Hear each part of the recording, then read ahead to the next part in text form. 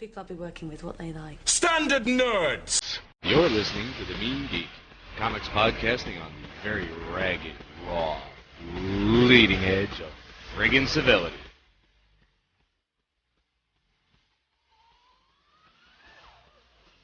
Alright kids, it's episode 43 of The Mean Geek, comics podcasting on the edge of civility. Still recording live at the Southern Connecticut Comic Show. And we have a special guest with us right at the moment from Free Lunch Comics. Steve? Hi there. Tell us all about what you got going on, man. Okay, well, Free Lunch Comics is an independent comic publisher out of Granby, Connecticut. And we have a whole line of books, pretty much everything but superheroes. Because people do them bigger and have a lot more money than we do. And, so we focus, we have some humor titles, we've got some horror, science fiction, excellent, things like that. And we also run out of our production studio in Granby. We run classes on writing for graphic novels, drawing for comics, and all sorts of things. Excellent. How would people get in touch with you if they're interested in doing that? Well, we're online at freelunchcomics.com and also at freelunchstudios.com, where they can find out when the classes are running and when the events are coming up and things like that. That's probably the easiest way. What's you have like a star book right now? Well, he doesn't want a favorite one. I'm trying to get him in trouble already. It's the second question. Well, I can tell you that our latest release is actually our Sky Pirates of Valandor trade paperback, yes. Which it's a series that's been running for 5 issues plus an anthology, and we just collected it into one beautiful book. And it's produced by Jolly Rogue Studios, who are out of Rhode Island. And we hooked up with them a couple of years ago, and they produced a great book. It's steampunk, fantasy, pirates, adventure, floating pirate ships, floating continents. So it's a lot of fun. Pirates? That's funny. I was floating in a pirate ship just last weekend. I'm not sure that's accurate, Comic. I'm fairly certain that's a bald-faced lie. And we've got a bunch of books in the works. I think we have something for everybody. Some of our titles are for more mature audiences, and some of them are all ages. And our flagship title has been around actually for 10 years. It's called Bigger, and it's produced by my partner in this business, Matt Ryan. Okay. And it's about this kid, Will Risen, who's in high school. And anytime he's aroused, his whole body doubles in size. Oh no! So being in high school, you guys know what that's like. So it's kind of an American Pie type book, but it's really funny. Oh. And there's 3 collections of that. So he's been doing that for a long time. Very good. And you can get these right off the site, or you can order them online, and you can also, if you're ever in the Granby area, we've got all the books there, and come see the studio. We've got a giant 8 foot by 8 foot whiteboard that we use to teach students and stuff. So it's a cool place to hang out. And we also have on Monday nights kind of an open session for any artist, writer, or anybody who just wants to hang out and just kind of get critiques of their work and just hang out with the crew. Well, if I had a single lick of artistic or prose ability, I might actually avail you of that. I've tried upon occasion to get something, and Yeah. Well, it's a non-judgmental environment. Well, then we're not welcome. Now, what made you decide to become a comic publisher? Because I did want to be a pirate at one point, but realistic goals, I've never been one for. Well, piracy has got a resurgence. So if you're ready to move to Somalia, the Somalis are big on that these days. I believe it's an insider market. It's like a family business. Coming into the country and trying to break into it seems very difficult.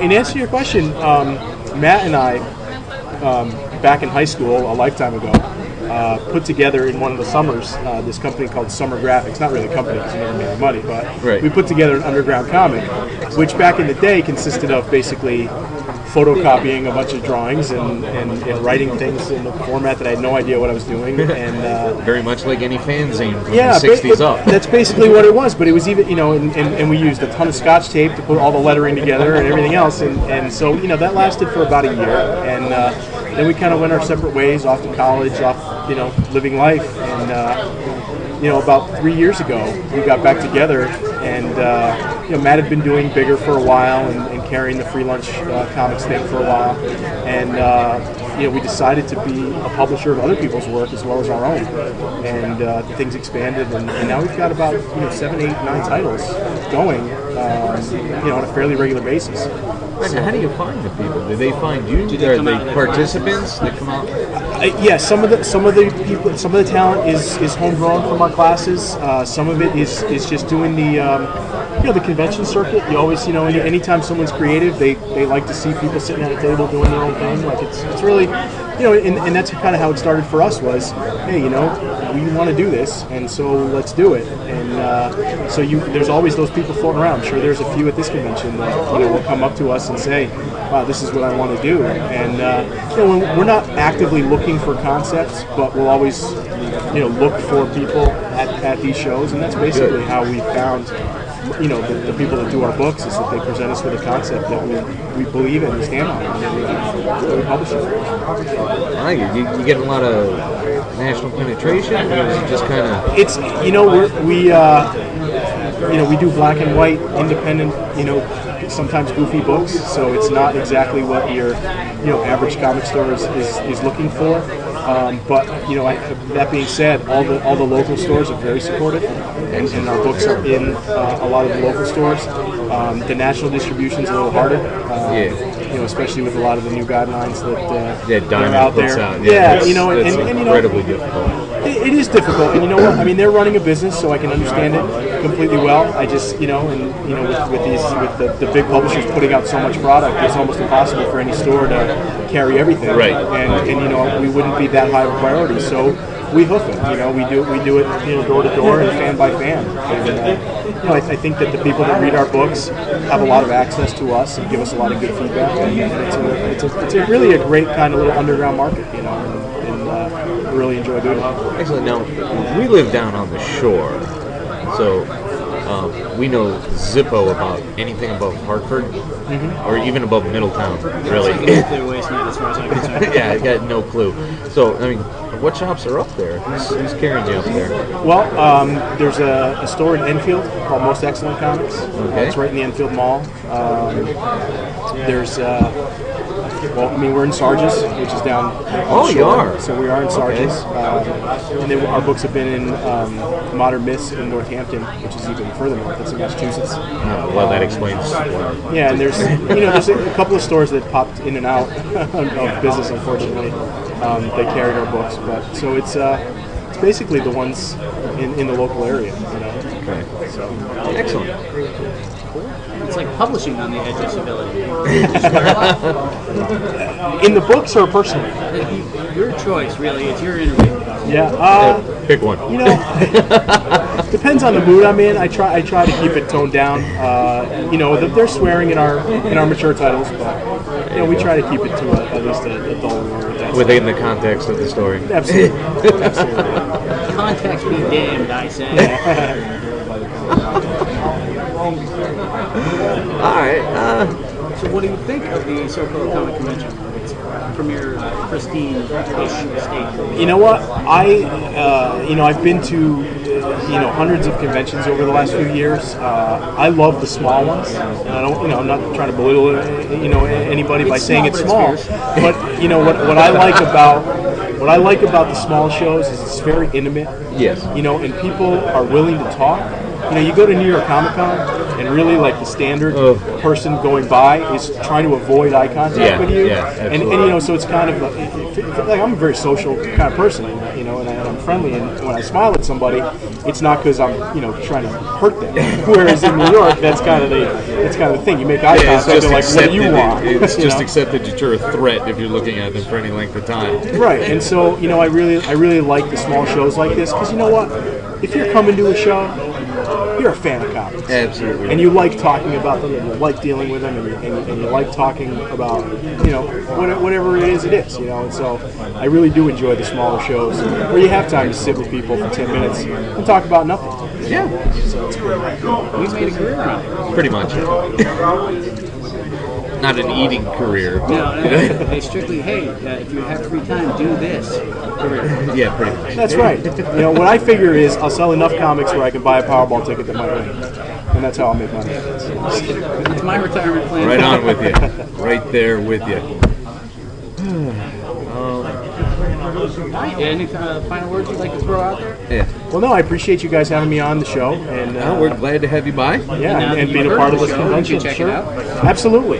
Tell everybody about it and get our ad revenues up. No, I tell you, we'll bring. I'll link you up on the website, and hopefully. Yeah, it's a great idea. We'll do an exchange. Sounds great, and I really, this is not, podcasts I think are something that is really important to this business because there are very few. It really is. There are very few media outlets that give. You see reviews of comics in places and things like that. Yeah, but that only goes so far. Yeah, and they don't really get into the meat of things. So, the podcasts that we've seen around, they really do in-depth stuff.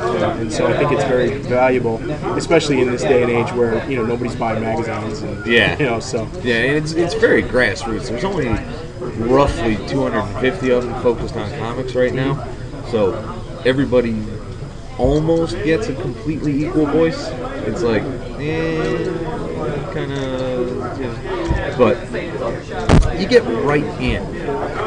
Everybody says exactly what they're thinking about a book, and sometimes it's no holds barred, but if you're going to take the time to do recordings about this stuff, you're digging up comics. Yeah, there's a passion to it, and there's an immediacy to it.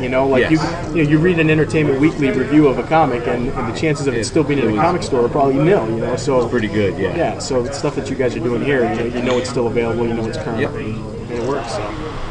All right, kids.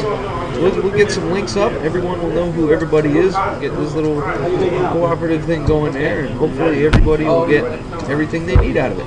Great. Thanks for the opportunity. Appreciate you Free having lunch comics with Sky Pirates and bigger, and about 6 or 7 titles that the artist and writer are probably going to want to talk to you about but not bringing in. So be prepared. Send any of them by. We'll talk to them. Sounds great, guys. Appreciate it. All right, kids, we're back again. We got some more guests. Fellas, why don't you introduce yourselves and tell us everything about you and what you do and why you're the coolest people at this show today. Yeah, that's our basic interview style. Just tell us everything and we'll listen. Oh, hey, we like that. I'm Keith Murphy. I'm a publisher, artist, writer. I've been in comics for about 10 years. I started a group called the Comic Artist Guild. And now I'm publishing comics with my good friend here to my right, who's Hector Rodriguez. And I'm Hector Rodriguez, and I am creator of Hell's Blood and soon in the near future Battle Arms on the second half of the Guild Works. And we got a couple books coming your way, a pin-up book and a zombie book anthology. But really right now you should be checking out Hell's Blood. All right, well, lay it down for us. Want me to Hell's start? Blood. This is our Hell's Blood pitch. You ready? Yeah, go ahead, This is man. like when Bring somebody it on. doesn't know anything about it, like a comic, they come up. So I'd say, have you ever seen the movie Highlander or anything like that? And I say yes or no. And I say, well, it's kind of like that, but it's about a boy that basically gets willed this opal, and the opal can change him into this really fantastic, kind of like demon fighter type character. And so it's like a supernatural horror type of book, and basically these demons from Satan's underwellings kind of are after the opal and trying to get it from this kid. And it's basically the main focus of the book. And then I draw. Draw it. And add it well, I might add. How long have you guys been doing this particular book? The book itself, I mean, the story I came up with a long time ago, 10 plus years actually. But I only pretend to be a writer, so it was kind of difficult to try and do the book by myself. But once I got into the Comic Book Artists Guild, and I started meeting more artists and writers and stuff, then it started kind of coming into fruition with Keith Murphy, actually. And we sat down in 06, I believe. Was it 06? I thought it was 07. No, it was 06. 06 is right. And I basically told him I really wanted to get serious about it because all the time before that I would draw and stuff, and make believe, basically, on the comic book stuff, but I never really got serious into it. So in '06, I quit my my job of 15 years to work for my current boss now, so that I could have more time to actually do this stuff. And your boss is like the coolest boss ever. Gus, we're going to give a shout out to Gus. We love you, Gus. Yeah, I gotta say, he loves is. anything that Hector does, but he's like one of our biggest supporters. Yeah. So, I guess, what can we say about... Yeah, so in '06, '07, what happened was I started Guildworks Productions. It was called Guildworks Productions with another gentleman. And then what happened was we created a horror anthology called Psychosis. And we did 3 issues in that. And 2 of the issues, actually, Hector and I did our first collaborations with. We did 2 stories together. Yep. I was like breaking them down and he was finishing them, and then that's kind of when we decided to do Hell's Blood. I said, I really like this. Can we find someone who actually writes to write it? And then and that's kind of what happened. And then we had a really good script, and then we drew it together. The first issue we drew together, and then the second issue we brought in another artist, Hector, and that worked out pretty well. Match of styles. You usually think, when you get different artists together on a book, it doesn't work, but it's pretty seamless. If you flip through issue 2, it's kind of hard to see some of it where the other artist ends and Hector begins. I think we married it pretty nicely. So that's pretty much where we're at. We're actually doing a couple other things, but we'll talk about that later. Hell's Blood is really, that's our flagship title. Hell's Blood is our big book, focus. Yeah. We've had quite a few people interested in it already. We're actually coming up with a toy line. You want to tell them about the toy line? Really? Yeah, let's hear about that. That's right. Yeah. It's still hush-hush. Yeah, it's a little on the hush-hush side, but heard it here first, Shocker Toys showed interest on 2 of the characters, which is the werewolf with the flame pet, and the other character is called Meltdown, which is the main character of the story. So they approached us about possibly doing action figures for that. So hopefully by the end of this year we'll have something solid. That's a huge coup. Yeah. Yes. Good on you guys.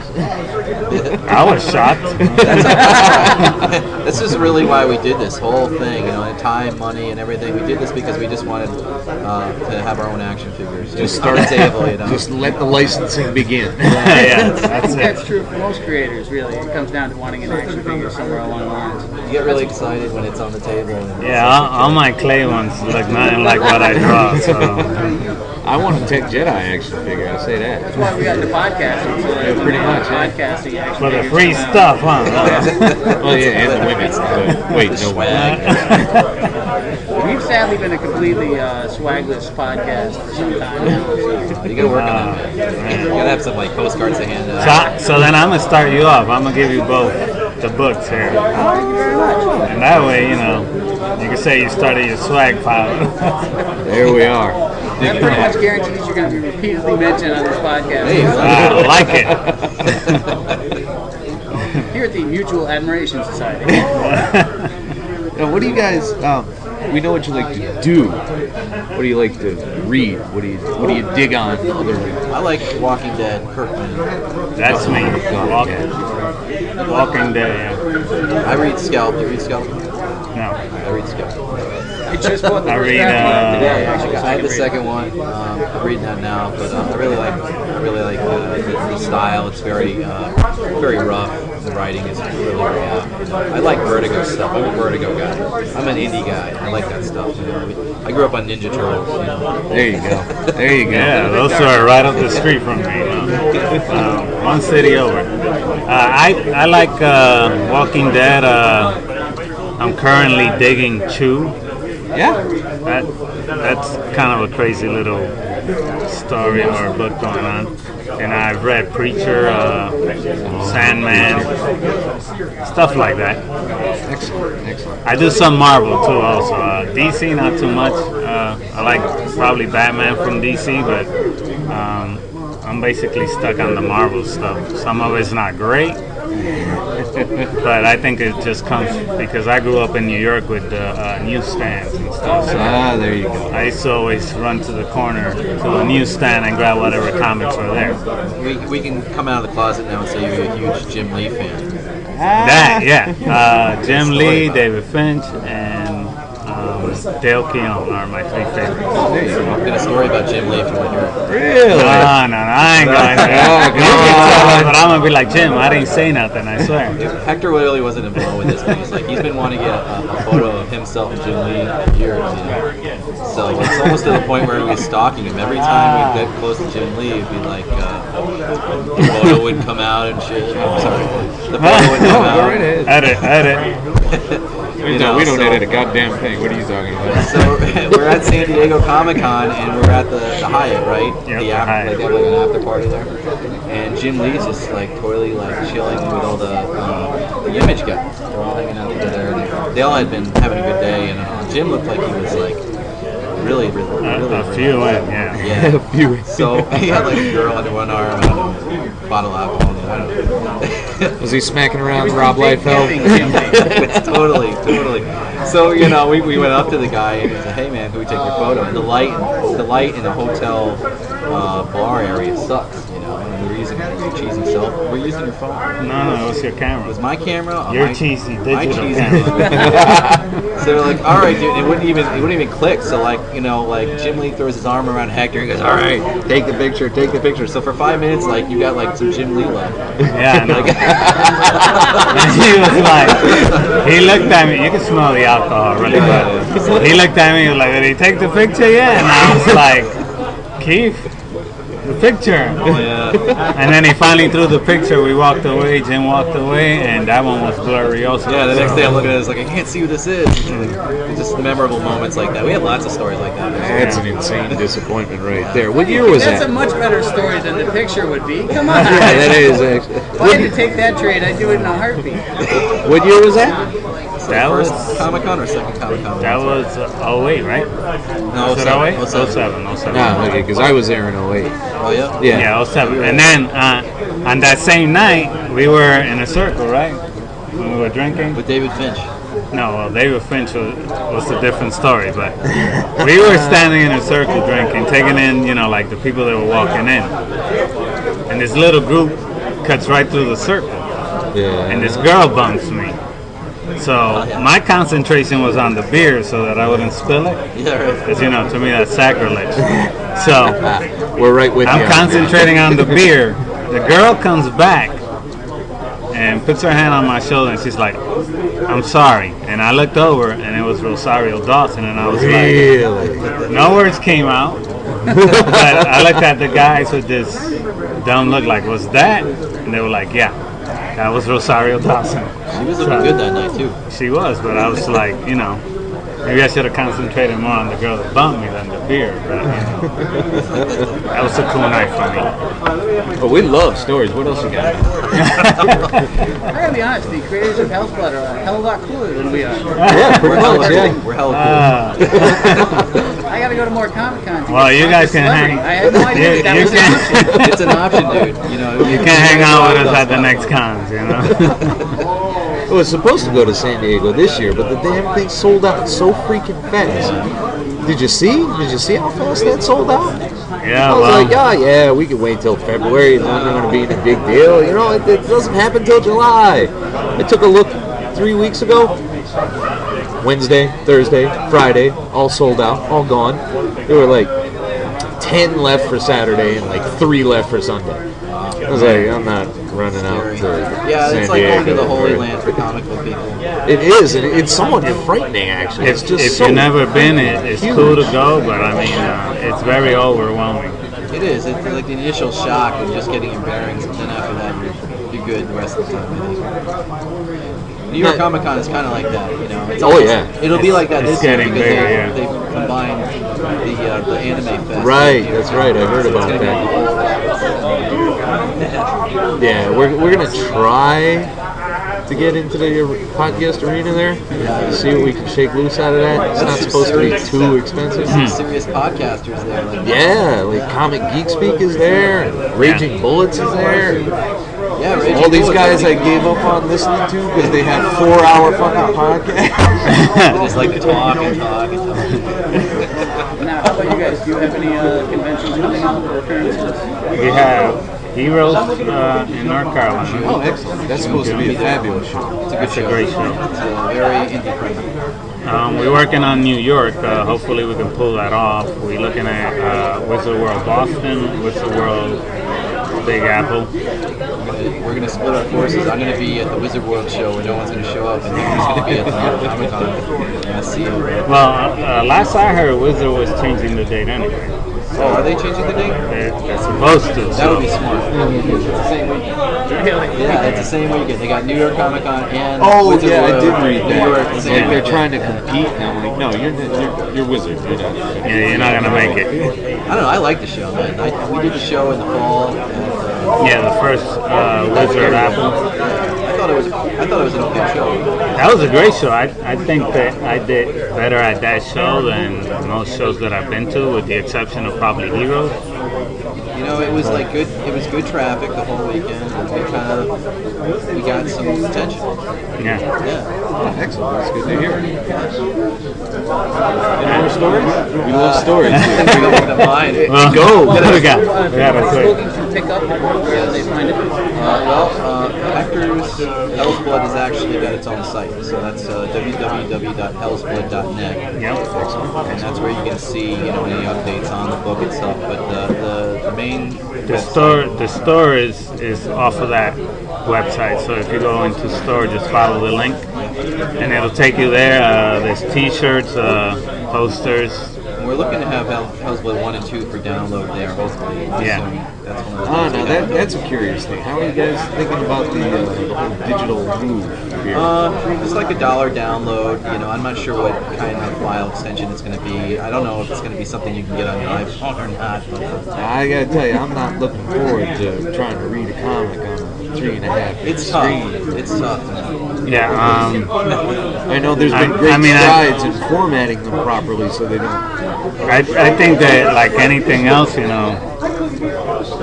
lot of it is going to end up there because that's where everybody goes, But If they can get that silly iPad straight. oh, I know. I want one of those just to show my art. I don't care if nothing else works. I just wanted to show the art.